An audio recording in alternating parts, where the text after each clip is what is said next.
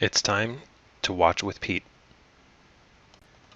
As I've gotten a little bit older, I've decided that I really want to learn more about watches. I've had some watches over the years. This one was the first watch that my parents gave me when I was 5 years old back in 1977.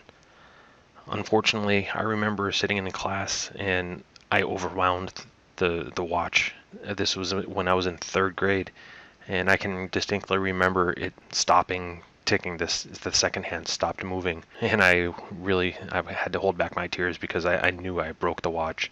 When I got home, I gave it to my mother, and she put it aside, and she actually put it in our family safe, and it's been basically preserved all those years, and I've had it for the past 20 years now, wrapped in bubble wrap, kept in really nice shape, other than it being broken.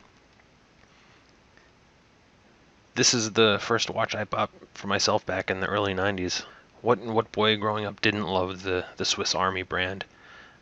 Speaking of which, here's my first knife that my father gave to me when I was probably, I don't know, somewhere between 10 and 12 years old. So why wouldn't it be a reliable brand of watch for me to get as an everyday watch? So I decided to buy this one for myself. It's not the original band, but the watch still keeps time perfectly, and every once in a while I put it on and still wear it. And this is the first watch that my wife gave me back when we were dating in the late 2000s. Actually, the mid to late 2000s. To me, it was much more flashy in an adult watch. I still have the box and the pillow that it came with, even the extra links that I had removed when it was fitted. So you can see I really don't get rid of my watches when I get them, no matter what they are. All of these aren't obviously expensive watches, but they'll always remain in my watch collection, if you can really call it that. And to be fair, I don't really have a watch collection, I would say, to speak of. So what can I do to teach myself about watches?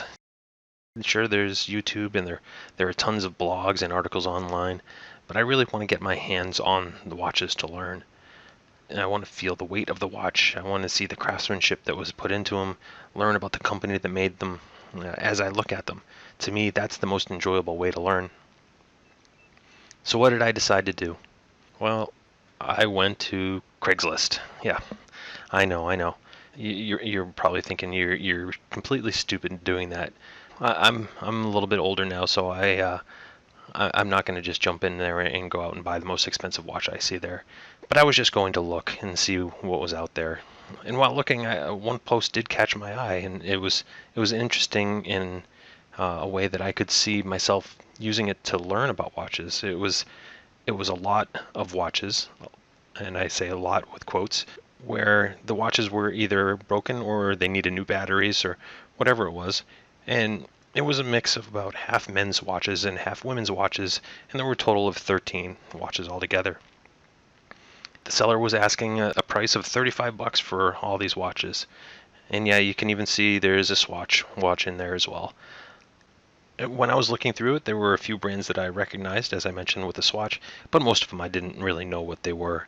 To me, this was an opportunity. Not only could I learn about each watch in the lot, but I could also potentially learn about fixing something that was wrong with the watch, or at least I could learn how to change a battery rather than paying someone $15 to do it here for a 35-cent battery. Of course, I'll scrutinize the watches in the lot as much as I can from the pictures to see if there's a diamond in the rough, but my guess is that there isn't. I'm sure the seller has already done that, and for these, for the most part, it will just be for learning. So did I decide to hop in my car and go get a lot of broken and forgotten about watches? Well, you're going to have to wait and find out about that.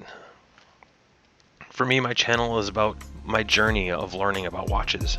Am I going to make mistakes along the way? Yeah, absolutely I will.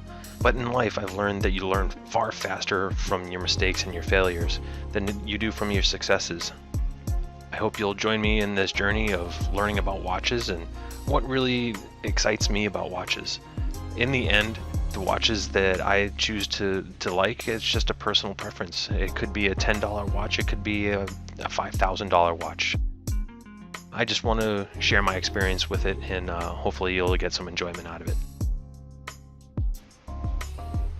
Feel free to comment below with your experience on watch collecting. I'd love to hear all about your experiences.